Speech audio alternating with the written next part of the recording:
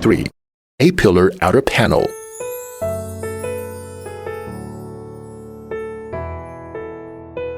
Pre-install B-type leaf spring nuts.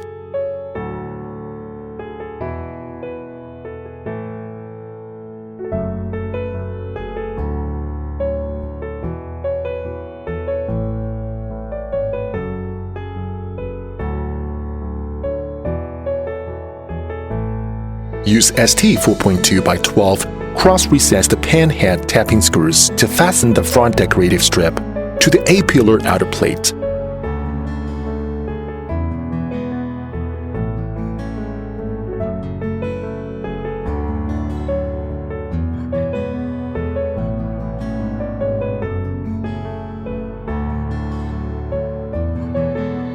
Glue evenly around the front side plate boss with a height of 2 to 3 millimeters.